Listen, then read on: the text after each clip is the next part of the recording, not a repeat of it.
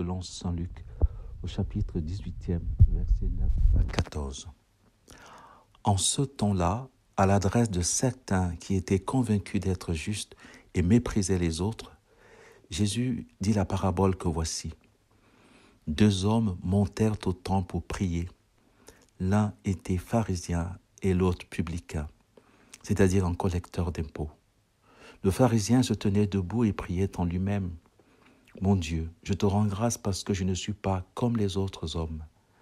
Ils sont voleurs, injustes, adultères, ou encore comme ce publicain. Je jeûne 2 fois par semaine et je verse le 10e de tout ce que je gagne. » Le publicain, lui, se tenait à distance et n'osait même pas lever les yeux vers le ciel, mais il se frappait la poitrine en disant « Mon Dieu, montre-toi favorable au pécheur que je suis. » Je vous le déclare, quand ce dernier redescendit dans sa maison, c'est lui qui était devenu un homme juste plutôt que l'autre. Qui s'élève sera abaissé, qui s'abaisse sera élevé. En lisant ce saint évangile, je pense que nous aimerions tous devenir le publicain à qui dont il est dit qu'il est devenu juste, car Dieu lui a été favorable. Et pourtant, notre vie chrétienne oscille entre le pharisien et le publicain. Pourquoi ? Parce qu'il y a 2 manières de lire la parole de Dieu. Nous pouvons la comprendre selon la ratio, c'est-à-dire être pharisien, et nous pouvons la comprendre selon la fidèse, c'est-à-dire être publicain. Car 1 fois Dieu a parlé, 2 fois j'ai entendu. Selon la ratio, selon la fidèse. Selon la ratio, donc le pharisien, c'est la perfection morale, c'est la perfection humaine, c'est la perfection, c'est l'idéal philosophique. Être impeccable. C'est ce qu'on voit donc dans la philosophie artistique, c'est avoir l'intelligence artistique, un travail humain, l'intelligence éthique, découvrir la finalité, l'intelligence politique, être au service du bien commun, l'intelligence de la nature, les lois de la nature, les lois de la physique, l'intelligence de la vie, distinguer les 3 degrés de vie, les lois de la biologie, et découvrir la source de la vie, l'âme, et l'intelligence philosophique, découvrir l'être premier, l'intelligence de la philosophie première, pour découvrir l'être premier, pour vivre selon l'idéal du pharisien, qui correspond donc à la perfection humaine. Cet idéal du pharisien, Aristote en parle lorsqu'il dit, parce que c'est ça le problème du pharisien, il dit, il n'est pas comme les autres. Or, justement, en philosophie, le philosophe n'est pas comme les autres, puisqu'il a atteint la sagesse qui le distingue des autres et qui fait de lui l'homme le plus aimé des dieux, dit Aristote.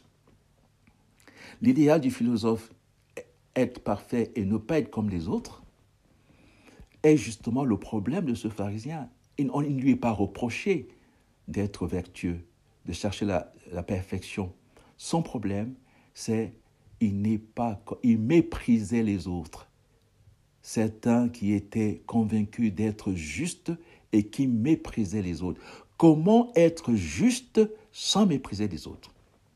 Et pour cela, donc, il y a une 2e lecture, selon la fidèse, et qui exige que nous puissions distinguer l'idéal et la philosophie, la philia et la sophia, être impeccable, fuir le péché avec horreur, éloignez-vous du mal, faites le bien.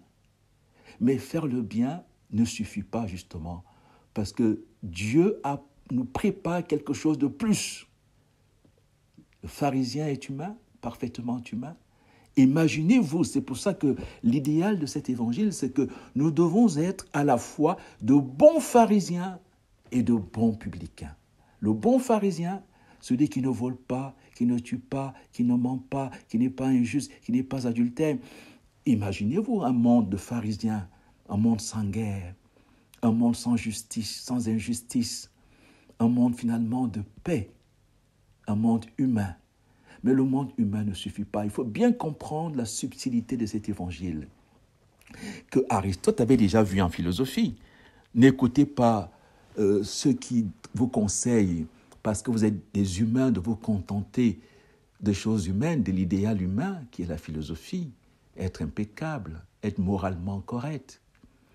Il ne faut pas écouter ceux qui vous conseillent de vous limiter aux choses mortelles parce que vous êtes des mortels. Nous devons tout faire pour nous élever et vivre selon la partie la plus humaine qu'il y a en nous, à savoir l'intellect. Et la perfection de l'intellect, c'est la perfection du pharisien. C'est la perfection des 10 commandements. Il y a donc un saut qualitatif à faire dans cet évangile pour être un bon pharisien, pour une société humaine. N'oubliez pas, c'est l'idéal de la croix. Le côté horizontal, le pharisaïsme, mais il y a le côté vertical de la foi qui nous rend justes, de la foi qui nous ajuste à Dieu. N'oubliez pas, c'est lui qui était devenu un homme juste, un homme ajusté à Dieu. Donc, il faut faire le passage de l'idéal philosophique à l'idéal de la foi. La vie trinitaire. Et la vie trinitaire, c'est que si un membre est à l'honneur, tous les membres sont à l'honneur, indépendamment, contrairement à la philosophie. Donc, le passage de cet évangile, le passage de la philosophie du pharisien à la théologie, le publicain, le passage de l'Ancien Testament, le pharisien, au Nouveau Testament, le publicain. Parce que si vous êtes publicain, je signale en passant que si vous êtes publicain sans être pharisien, il y a de fortes chances que Jésus vous dise « Éloignez-vous de moi, vous qui me dites Seigneur, Seigneur, et qui n'accomplissez pas le bien, qui ne respectez pas l'autre. » Voyez, dans cet évangile, nous retrouvons le lien, c'est le lien de rencontre entre la philia, l'amour du prochain, et la sophia, la contemplation de Dieu. C'est très beau.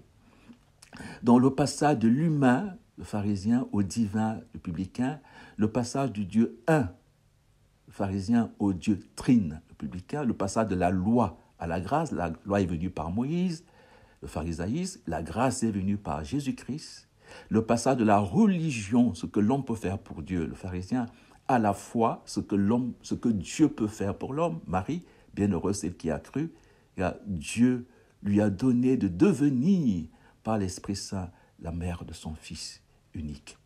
C'est le passage des vertus cardinales, le pharisien, aux vertus théologales. Les vertus cardinales, qui sont au nombre de 4, comme vous le savez, la prudence, la justice, la tempérance et la force, et les vertus théologales au nombre de 3, qui nous lient chacune aux 3 personnes divines. La foi nous lie au Fils, l'espérance nous lie au Père, et la charité nous lie au Saint-Esprit. Passage des 10 commandements, le pharisaïsme, aux 7 dons du Saint-Esprit, aux 7 béatitudes, passage des notions aux personnes divines. Alors, l'idéal, bon pharisien et bon publicain, car être seulement pharisien ne suffit pas. Parce que le but étant la divinisation, la justice, le but étant la grâce. Alors, en résumé, nous sommes sauvés par grâce, gratuitement. Nous sommes justifiés par la foi.